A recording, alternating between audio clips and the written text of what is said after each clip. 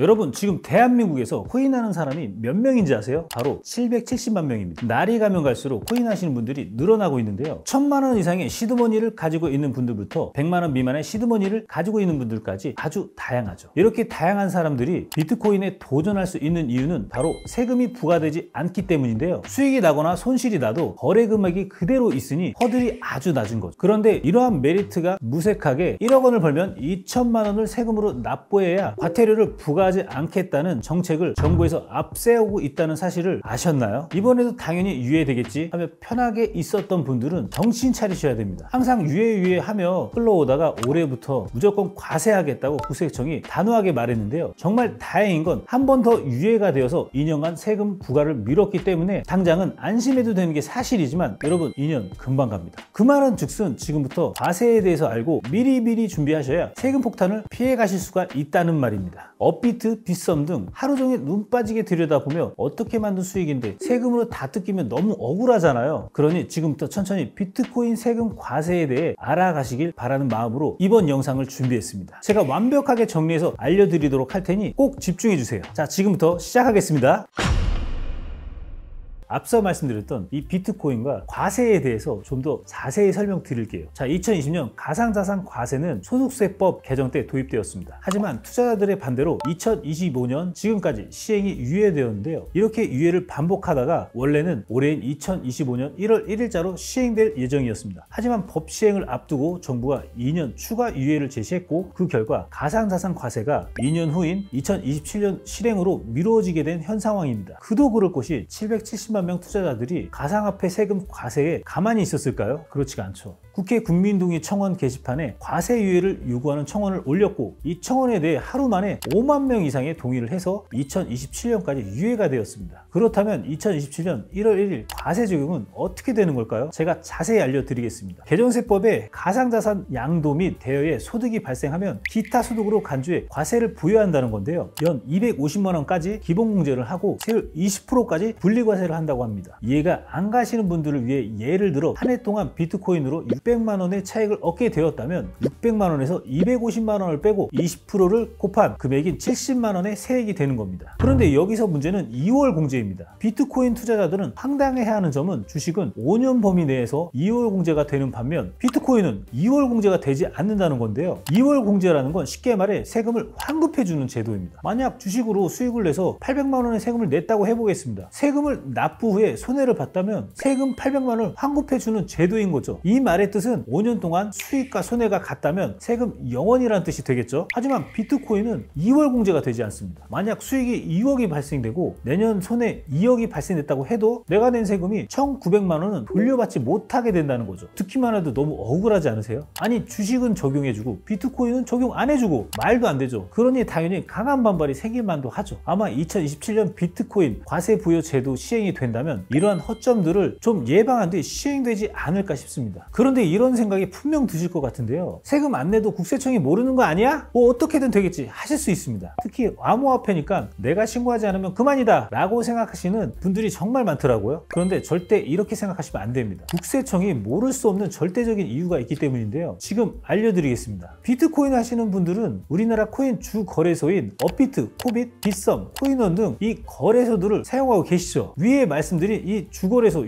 유통사업자들은 가상자산에 대한 거래 정보를 매년 국세청에 제출하는 의무가 있거든요. 여기서 말하는 거래 정보란 내가 누구와 어떤 코인을 언제 얼마나 거래했는지 이름과 주민번호 등 개인정보를 국세청에 제출하기 때문에 국세청에 내 모든 거래 내역을 알 수밖에 없게 되는 거죠. 즉 이 말은 내 거래 내역을 모두 알고 있으니 세금을 부과해도 내가 피해갈 수 없다라는 뜻이 됩니다. 이렇게 국세청이 다 알고 있는데 내가 버틴다? 이건 그냥 과태료만 올리는 꼴인 거죠. 심지어 이 과태료는 두 가지로 분류돼서 나눠지는데요. 신고를 안 했을 때 내게 되는 신고 불성실 과태료가 있고요. 신고를 했으나 세금을 납부하지 않을 시 부과되는 납부지원 과태료가 있습니다. 신고 불성실 과태료의 경우 20%부터 시작하고 매년 8% 상당의 이자를 부과받게 됩니다. 여기서 끝이 아니라 세무조사부터 시작해서 사업장에 있는 자료들을 압수수색하는 등 아주 피말리는 날들이 연속이 되는 겁니다. 그렇다면 해외 거래소는 안전할까요? 그렇지 않습니다. 지금 나오는 말들 중에 OECD 국가들끼리 어떤 나라 국적 사람이든 거래소에서 거래가 되는 금액이 상대방 국가에 알려주고 과세를 부과하는 정책을 27년 목표로 진행한다는 이야기도 있거든요. 이 말의 뜻은 더 촘촘하게 관리 감독을 하겠다는 뜻으로 해석이 되고 국내 거래소에도 해외 거래소도 국세청의 눈을 피해갈 수가 없겠구나 라고 생각하시면 좋을 것 같습니다. 어쨌든 유예가 됐으니까 지금은 신경 쓸 일이 없겠네 하시는 분들 계실 텐데요. 그런 분들 계신다면 이것만은 꼭 알아두셔야 됩니다. 바로 비트코인과 부동산 투자인데요. 부동산은 갑자기 웬 부동산 싶으시죠? 제가 지금 차근차근 알려드릴게요. 대한민국 국세청은 전국에 있는 수많은 사람들을 하나하나 조사할 수 없으니 탈세가 의심되는 사람들을 걸러낼 수 있는 PCI 시스템을 사용하여 탈세 의심자를 추려냈는데요. 달에 250만 원을 받는 A씨가 갑자기 20억 상당의 아파트를 구매했다고 칩시다. 그렇다면 당연히 이 PCI 시스템에서 삐빅 하고 걸리게 되는 겁니다. 이렇게 탈세 의심자로 특정하게 되면 우선 국세청에서 자금 출처를 소명하라고 합니다. 즉 시드머니에 대한 출처를 증빙하라는 말이 되겠죠. 어떤 자금으로 투자했고 코인으로 얼마를 벌었는지 거기에 대한 투자 내역을 제출하라고 하는데요. 현재 비트코인은 세금을 따로 부여하지 않기 때문에 A씨가 자기 근로소득으로 투자해서 20억을 벌어 집을 구매했다면 투자 내역을 증빙했을 때는 상황이 종결되게 됩니다. 그런데 이 투자 내역을 증빙하지 못하게 된다면 큰일 나는데요. 투자 내역을 증빙하지 못하는 경우는 뭐가 있을까요? 예를 들어서 투자한 돈이 가족에게 증여받은 것으로 돼버리면 이건 증여세 폭탄이 되는 겁니다. 정말 상상하기도 싫겠죠? 이런 상황을 막기 위해서 자금 출처를 명확히 하고 향후 세금 부담을 고려한 전략에 무조건 수립되어야 되는데요. 자, 여기서 꿀팁 하나 알려드릴게요. 지금까지 영상을 집중해서 보셨다면 눈치를 챘을 수도 있지만 이 투자 자금 출처 문제없이 준비해 두셔야 됩니다. 가족에게 투자 자금을 지원받을 거라면 증여세를 미리 신고해 둔다거나 채용증을 미리 작성해 두는 등 세금 폭탄을 피하기 위해서 적절한 가이드라인을 설치해 두시면 되는 겁니다. 추가로 해외 거래소보다 거래 내역을 좀 더 안전하고 편하게 증빙할 수 있는 한국 거래소를 이용하는 것이 좋겠죠. 자, 아직 정확히 법이 시행된 것도 아니고 한 치 앞도 모르기 때문에 2년 뒤 상황에 대비하려면 필수인 한 가지가 있습니다. 바로 해외 주요국에서는 비트코인 과세를 어떻게 부여하고 있는지를 확인해 보는 건데요. 제가 싹 정리해 왔으니까 알려드리도록 하겠습니다. 이게 우리나라에서는 처음 도입하는 과세 제도에서 다른 나라의 과세 제도를 참고하여 정책이 확립될 가능성이 높거든요. 그러니 지금 이 부분을 집중해서 들으셔야 됩니다. 먼저 미국부터 설명드릴게요. 미국은 비트코인을 자산으로 간주하여 자본 이득세를 부과하는데요. 보유기간이 1년이냐 아니냐를 따라서 단기, 장기로 구별합니다. 단기는 일반 소득세율을 그대로 적용하고요. 장기는 0, 15, 20% 세율을 적용한다고 합니다. 추가로 말씀드리면 채굴 수익도 과세 대상이 되고 개인이 채굴하게 되면 자영업소득으로 보고가 된다고 합니다. 두 번째는 영국입니다. 영국 역시 비트코인을 자산으로 취급하는데요. 개인 투자자의 경우 연간 6,000파운드 면세를 해주고 수익이 면세를 한도를 초과를 하면 10에서 20% 세율을 적용한다고 합니다. 거래나 채굴을 통해 얻은 수익은 소득세로 과세가 되는 거고요. 자, 세 번째는 일본입니다. 일본은 비트코인은 일반 소득으로 간주하게 되는데요. 개인 투자자는 수익에 대해 소득세율이 5에서 45%까지 지방세 10%까지 적용해서 최대 55%까지 과세 부과가 가능하다고 합니다. 만약 기업이 비트코인으로 수익을 낼 경우 법인세가 약 30% 부과가 되게 되겠죠. 마지막으로 비트코인으로 큰 수익을 얻으시는 대표님들의 꿈의 나라인 싱가포르입니다. 싱가포르는 비트코인에 대한 양도소득세가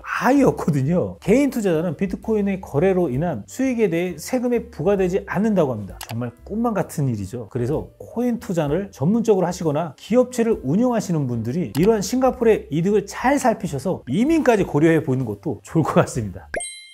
자, 이렇게 오늘 비트코인 과세에 대해서 모든 내용을 정리해 드렸는데요. 여러분 오늘 어떠셨나요? 현재까지 2027년 비트코인 과세가 유예되었기 때문에 지금 우리에게 큰 부담이 없었지만 2027년이 되면 이야기가 확 달라지는 겁니다. 그리고 2년 정말 금방 지나갈 거라고 제가 확신합니다. 여러분이 힘들게 분석하고 고민하고 밤새워가며 만든 수익인데 세금 폭탄 받고 억울한 상황 생기면 안 되잖아요. 그러니까 지금부터 미리미리 알아보고 대비하고 준비하는 것이 무엇보다 중요하다는 겁니다. 특히 앞서 말씀드린 것처럼 투자 자금 출처를 확실하게 해두고 세금 신고 절차를 미리 숙지하는 것이 키포인트입니다. 이건 국내 거래소를 이용하는 것이 증빙을 더 쉽게 만들어준다는 점 잊지 마시고요. 가족이나 지인에게 받는 투자금이라면 증여세 문제도 꼭 고려하셔야 됩니다. 또한 우리나라 결국 글로벌 기준에 맞춰 가능성이 크기 때문에 해외 국가들의 과세 방식도 참고하고 계셔야 되는데요. 일본처럼 강력한 세율이 적용될 수도 있고 싱가포르처럼 세금 부담이 확 낮아질 수도 있습니다. 하지만 제일 중요한 건 제도가 바뀌거나 환경이 달라지면 달라져도 내가 미리 알고 준비하면 손해볼 일이 많이 없다는 것이 중요합니다. 오늘 이 영상 여러분이 비트코인 세금에 대해 이해하는 데 도움이 되었기를 바라고요. 앞으로 변동되는 정책들이 있다면 빠르게 정리해서 말씀드리도록 하겠습니다. 오늘 내용이 유익하셨다면 좋아요, 구독, 알림 설정까지 잊지 말아 주시고요. 이 영상 끝까지 함께 해주셔서 감사합니다. 자, 머니 해결사 정 대표였습니다. 우리 다음 영상에서 더 좋은 콘텐츠로 만나겠습니다. 안녕.